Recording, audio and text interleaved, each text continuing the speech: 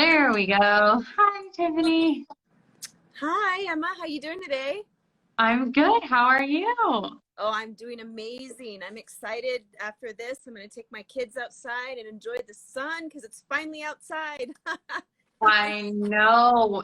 I was listening to the radio this morning after I dropped my daughter off at daycare, and it was apparently this is like the first set of days, at least where I'm at, that we've had no rain all year so far.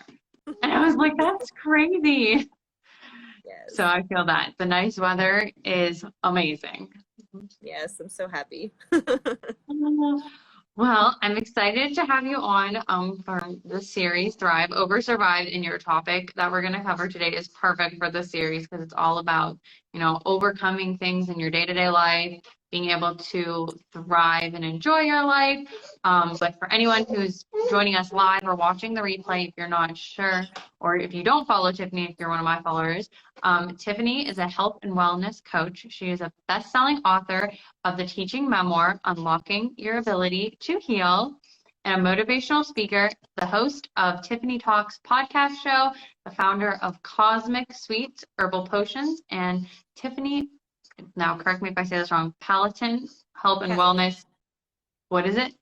Patlán Health and Wellness, where she uses her experience of overcoming life of abuse to help other women discover their unique path in healing to happiness, which is my favorite part of everything you do. Is all ties back to a very unfortunately common, in a sense, experience that a lot of women have to share in, they've suffered some sort of abuse. They've been a victim to one degree, whether that be mental, physical. That's how Tiffani and I kind of bonded. We're in a networking group for women. And when I heard her introduction, it really struck me and spoke to me, because I am someone who shares that same. And if you follow me, anyone watching kind of knows my story a little bit because I've shared on the platform before. But I'm so excited to hear more about how you help women unlock their ability to heal, because we know that's not an easy task to do. So Yes. I would like to let you introduce yourself. I know I kind of read the normal introduction, but kind of what led you on this path. Really, it was, just overcoming my own stuff, my own trauma. I mean, like you mentioned, everybody's experienced trauma or abuse to some degree. Right now, 1 in 5 adults actually live with a mental illness. And something that I found in a way that I help others is that a lot of times people do not realize, they like just simply look back. They're like, oh, well, my life was pretty good. I didn't experience anything. But what I've realized is that a lot of times we're oblivious to it and we don't realize that. And there's nothing wrong with that. There really isn't. A lot of times, our body has a defense mechanism where it prevents us from, remembering certain things. So a lot of times what I opt for people to do, and I have it in my book, is to create like a timeline of your life. And I basically experienced this when writing my book, because I wanted to remember everything that I experienced in chronological order. So I had to create a timeline of my life. And I actually thought, that my experiences started when I was starting to cut myself at 11 years old. My mother at this time had kicked me out of the house, and it was morning, like I hadn't brushed my teeth or brushed my hair, was not presentable. So, I didn't know where to go or what to do. And we lived in an apartment and there was a brick wall. So I hopped the wall, and this was in Las Vegas. And it was like close to Sunset Park, for those that know the location. And there was a big deserted area, and there was broken beer bottles on the ground. And I was just full of so much anger because I didn't develop the power of my voice. I didn't have as much nurturing as I needed. I didn't grow up with all those things like I really needed as a child. And so I was full of so much anger. That's what led me to carve in my arm right here, I hate mom. And that just goes to show how much I was starving for her love, for her attention, for her guidance. And by this time I already had 2 little brothers. So, she didn't really have time for me. She was taking care of them. You know how it is when you have little ones, they need you 24/7. Oh, yes. I know. definitely feel that in this house, especially adjusting to two, going from one to two. That's a big adjustment. And then I'm sure as you have more, because how many kids you have? I know I have you 3. I have one three. going on 15. I have another one that's 6 and another one that's 4. Okay. And So a pretty big jump from the first to the second. So it's an yes, adjustment when they've been by themselves for so long. yes, it is. The first one was not planned, but he's been such a gift in my life. And the other 2 weren't really planned either. My husband just decided, hey, we're going to have a baby. And I was like, okay, guess this is happening. And it happened. Oh my gosh.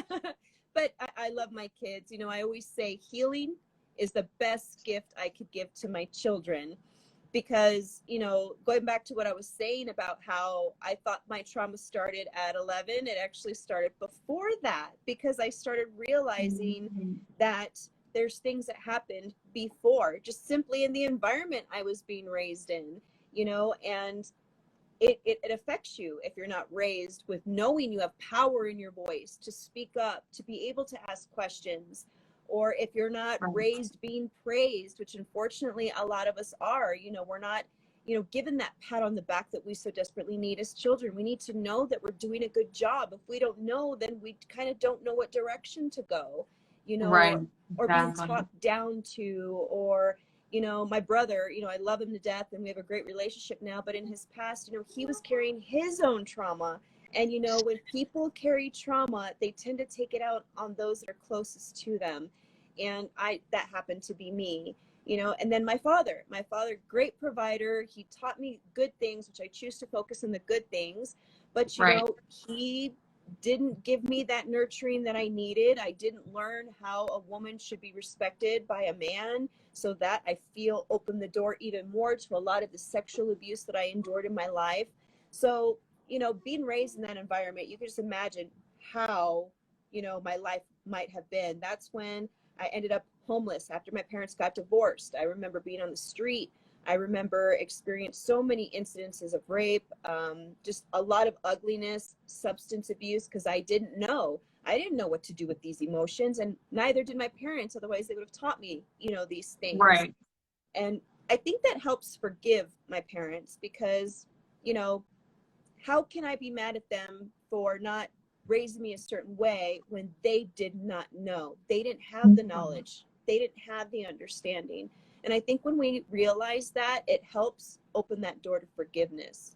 So, you know, throughout my life, it was just a lot of trauma that I kept collecting, until one day my little boy, you know, says, why is mommy laying in bed? Because at this time, I felt like I've gone through so much crap in my life.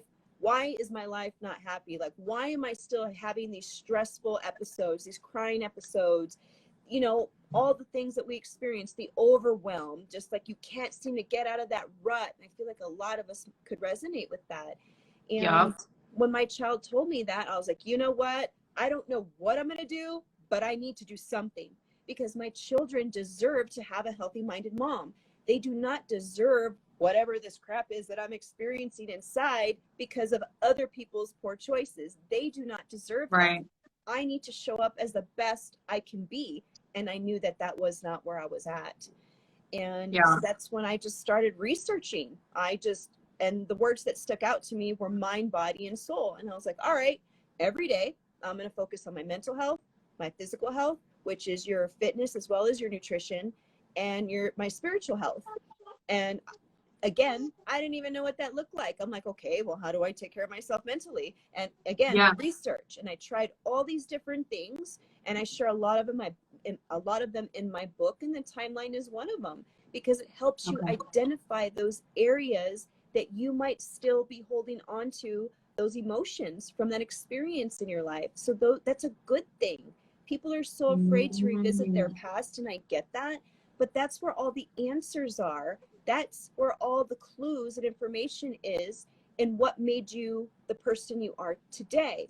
Because when we experience trauma, basically what happens is we tend to wear that as our identity, and it comes out in how we think, how we speak, how we feel, how we react to everyday situations. And back then, it was not pretty. It was not pretty. But Yeah. you know what? I own it. I own everything that I did because I understand that I made decisions and I did things based on the information I had, which wasn't much. I learned how to Yeah. drink to numb my emotions, so that's what I did. I was sexually abused so much, I started to truly believe that I was meant to be abused on this world. That was my sole purpose in life. I wore that.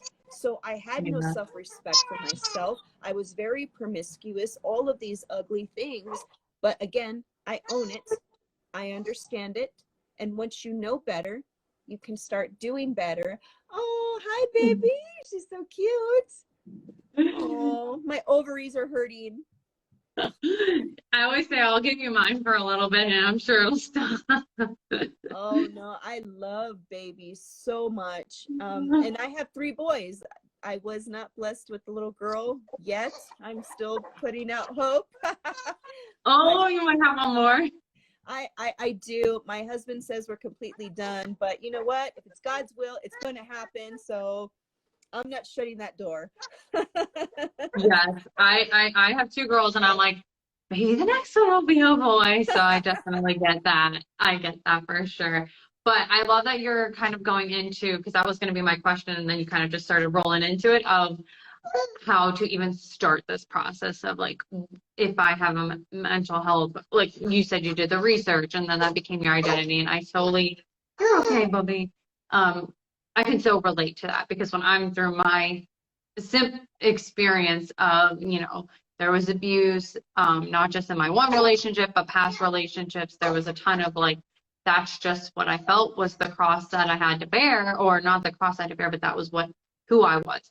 I attracted these people and I'm a victim. So once I left the relationship with my oldest dad, I had this like moment. I was like, I don't want to, that's not the identity I want. I want to be a survivor. I want to be someone who's not the statistic of the young single mom who didn't finish school, or because I was in my like last semester when I found out about her. I didn't want to be, the struggling single mom. I was like, I want to change that narrative, not only for myself, but for my daughter. So that's amazing that you kind of went through the holistic approach too, because it is so important with mind, body, and spirit.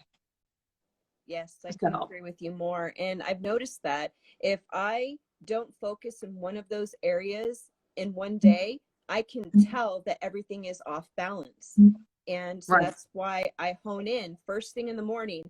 I refuse to start my day until I have done what I need to do for myself, mentally, physically, and spiritually. And that can look different for everybody. And that's the reason why in my book I have different methods, because maybe somebody doesn't really like to journal. Well, there's other things that you can do, even physically. Like, just say somebody doesn't like to run. Well, maybe you like to swim, get in the pool and swim, or, whatever that looks like, and especially with our nutrition, I can thrive on eating, apples, whereas somebody else might have a reaction to it for whatever reason. That's why it's so important for us to do our due diligence and find out, what works for us as an individual. Because and that's another way that I help women, is I don't just sit here and tell you what to do. I help pull it out of you, because a lot of times we don't realize that. So I help pull it out of you, and it's really what resonates with you as a unique individual. That's what really, really matters. So I kind of just guide women to their own unique path to healing and happiness. Because once you start healing, the natural side effects are happiness in all areas of your life, including business. Oh, yes. That is so, so accurate, because I love how you brought up, because that's how I feel about my clients, even if I'm helping them in specifically just a business sense, is it is not a cookie cutter approach. Like, you cannot run your business the exact same way as someone else, because you're different, your personality is different, your approach is different. It's all centered around you. There's a customized way that you do things. Like you said, some people might not be a runner. Like, I would never choose to run. I'd rather do like a 10-minute yoga session in the morning because of my busy schedule, where someone might have the luxury to run an hour a day or something like that. So kind of what are some of the first steps that for anyone who hasn't read your book, or the people that you work with, how do you kind of start that process with them? What are some of the first fundamental things you look at when people are on their journey to healing? It's really in all three areas, and it really depends per person, because maybe somebody at the forefront, they're struggling with their nutrition. So then we need to address that. Mm-hmm. That's when the blood tests come into play. Let's get you healthy. Let's start eating healthy. Hydration is something that I feel it's underrated. People do not realize how important simply just drinking water is. The rule of thumb is to drink half your body weight in ounces of water. Start there. Something so simple. Start I did not there. know that. Yeah, and a lot of I people thought it are was shocked by the amount. And it's just like, well, just think about like a swamp. You know, if that water's just sitting there in your body, and we're mostly made up of water. So if, you know, you don't want to be swampy, you know, it's not good. Yeah. It's smelly. It creates bacteria. Like, you don't want that. We're meant to flow. I love that analogy. I've never heard that. I love that. Yeah. When you think about it, it's like, I don't want to be a swamp.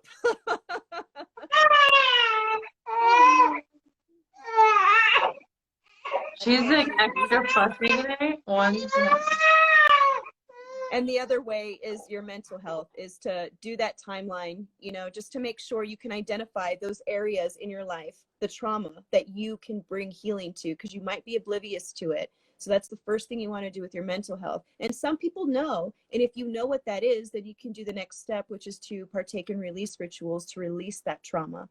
And then with your spirituality, same thing. It's just as simple as going outside. It really depends on where people are at. So that's really what I do, is I take people wherever they're at. If they're really suffering with trauma, then let's hone in on the mental health. Let's do that timeline, and let's help get you some relief through those relief rituals, you know, because there's ways to do that. Simply writing it out, burning and ripping things up. There's an array of different exercises to do in your spirituality. Like I mentioned, simply being outside in nature connects you spiritually. But again, it really depends on where people are at. Some people want to do all three. Some people need help in one area first. So it can look different for each person. Like you said, it's not cookie cutter. It really is, you know, customized per person. Right. Perfect. That's like at least a good starting point for someone if they're watching live, watching the replay, kind of what kind of questions to start reflecting on internally. And do you see people maybe going through denial about, you know, getting on that path, or do you usually when people come talking to you, or like what have you seen in from your perspective, like they're in denial, or you know, do you have to help guide them to get to that point, or are they pretty open and ready to make these changes? Or like what's kind of like the hold up you maybe see for people to heal? Usually a lot of people that come to me are ready. They're typically ready. They don't know what it looks like, but they're ready. And then I think a lot of people are shocked because they don't realize the connection, how much the trauma that they've experienced in their past is literally affecting all areas of their life, how they parent, the type of person they are just in life, the type of friend that they are, the how they are in business. Like there's a lot of successful people in business that still have a hard time, you know, elevating to that next step. And a lot of times that has to do with your mental health. It could even be physical or spiritual. And I think that's what I get from people the most is just shock, like, wow, because they just don't know. And that's why I feel like this work is so important, to share the knowledge and just get it out there, because people deserve to know this. It's not widely taught because, you know, it's, you know, nowadays it's like, well, here's a pill. And while I know that helps certain people, you know, there's also a lot of negative side effects that come with that people are oblivious to. You know, I mean, ask yourself that when you go to the doctor and he gives you a pill and you tell him you have more issues and he assigns you another pill, well, did he do any tests on your body chemistry to see how those two medications combined were going to affect you? I highly doubt it. That's not how it works. They just give them, and then you experience all these things. So no shame to anybody that's on medications. You are on your healing path and you are doing everything that you know how to do. I just really want to encourage you to try other ways, other things, because there's other ways to do this where you're not adding additional negative side effects. And it's just taking what's already in you and addressing it, purging, getting rid of all of those negative emotions that do not serve you. So, because the more you let go, the higher you rise. There are so many good things in everything you just said, because my sister and I interviewed her on this series probably at the beginning of when everything started. And we were talking about how in our own lives, so we experienced trauma. We didn't realize it was trauma until we were in our adult lives, and we would say things and it would be like, that wasn't normal in their life. And then you kind of start to be like, oh, okay, maybe that is trauma. Maybe I didn't have as normal of a childhood as I thought. And then like you said, in business specifically, because that's how we met, was in the businessing networking group, was I feel like every entrepreneur or small business owner that I talk to, they cannot level up without having some sort of they have to address some sort of subconscious, some sort of trauma.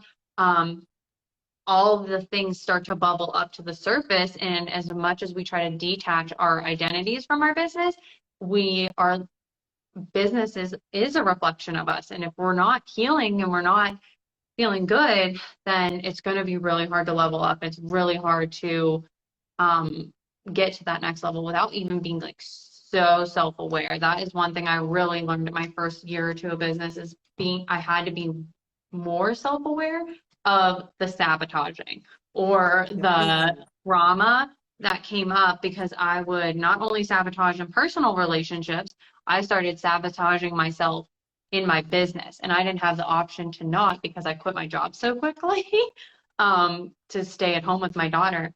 And so I think that's such a good point that you're bringing up, that it takes you have to have a holistic approach to have that mindset, because anyone who follows me, maybe not anyone who follows you, maybe hasn't heard this yet, just because I've talked about it on the couple times in the series, is that because of entrepreneurship and small businesses and online businesses specifically, especially in my own journey and a couple other people that I've talked to, you get to meet more people who who offer alternative approaches to healing. Like you mentioned, it's not just, okay, go to the doctor, get medicine. Not that that's not a great option, but there are more powerful and more practical ways for you to heal than just going to the doctor and getting a pill.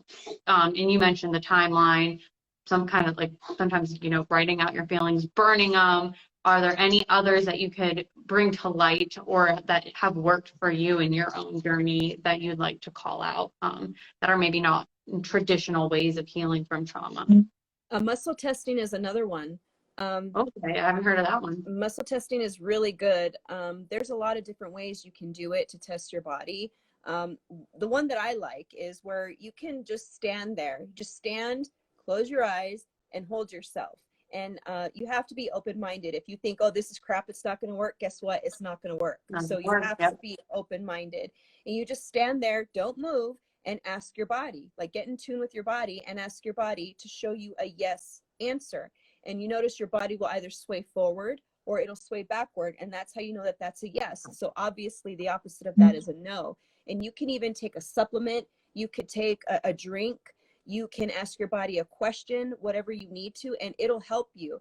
And if the swaying doesn't work, there's another one where you can use your fingers like this. And if you can tell yourself oh, my name is Henry, it's going to go weak. And if you say, oh, my name is Tiffani, it's going to be strong. So there's a lot of different ways. There's even one like this. So try them all, play around with it, and find what works for you. And I would encourage you to research more about it, because it's a very powerful tool, because again, all of the information about who you are and what you need is inside of you. Yeah. It's just tapping into it and making yourself more self-aware. Yes. And you have to be open-minded to receive some of those things, because if you're closed off, you're still set on living this life, like you mentioned in your own story of, you know, you just decided one day, you were like, I have to do better for my son. And I feel that resonates with a lot of moms, but there's also a lot of moms who, I'm gonna like tearing up because I'm still hormonal post baby, but it's like some moms, they think they have to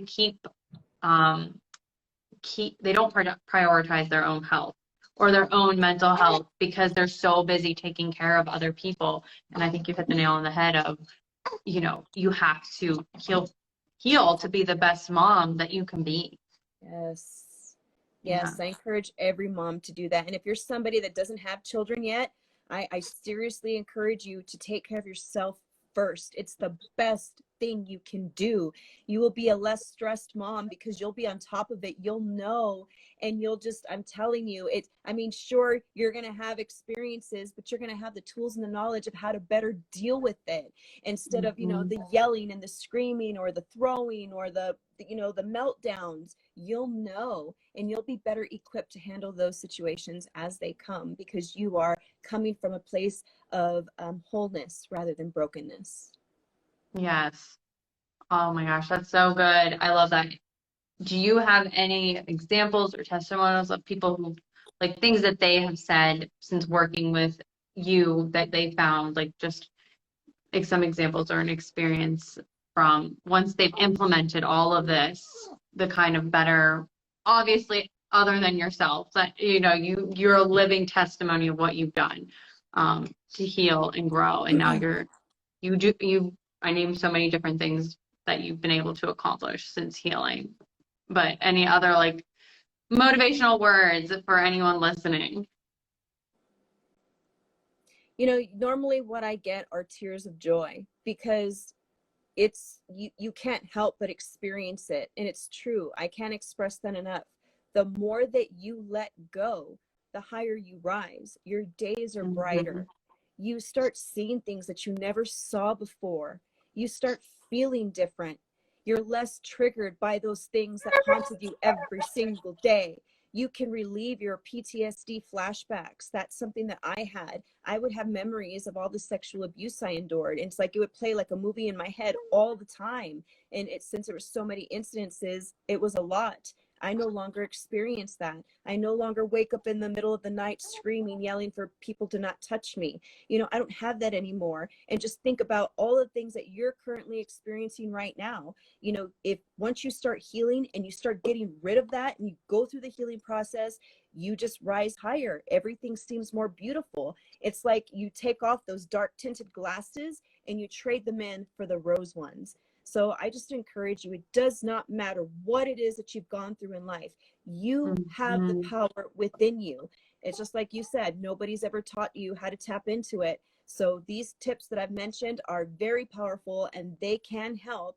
And I have more tips in there as well. And it's not just your mental health, it's your nutrition, your fitness. A stagnant body promotes disease. Get your body moving in a way that works for you, and your spirituality. We are physical beings having a spiritual experience. People are not in spirituality like they need to, you know, and we need to connect with ourselves. When you have that, and when you have that spiritual health, what it does is it helps you better connect to the world around you in a much more positive way. Your self-confidence, your self-love, and who you are, your true identity in this world.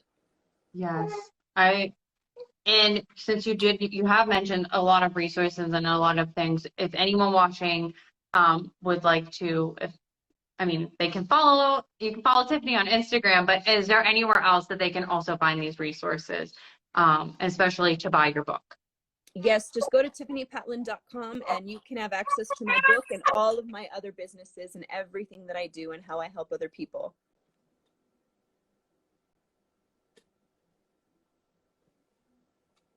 Didn't want to override your answer with the crying in the background, but which is great. Sorry. Great, because if anyone is struggling, it's also nice to have basically not a one-stop shop, but you're getting the holistic approach with Tiffani. It's not just, oh, I'm going to help you with your fitness, or, oh, I'm going to help you with your mindset. We're going to look at it all together, which a lot of people need. Oh, she's so adorable. I want to reach the phone and grab her. I would love to just hand her through the phone to you. She's clearly not happy with me today. But that's okay, right? You're okay. You just want to say your piece? Oh. Well, thank you so much, Tiffani.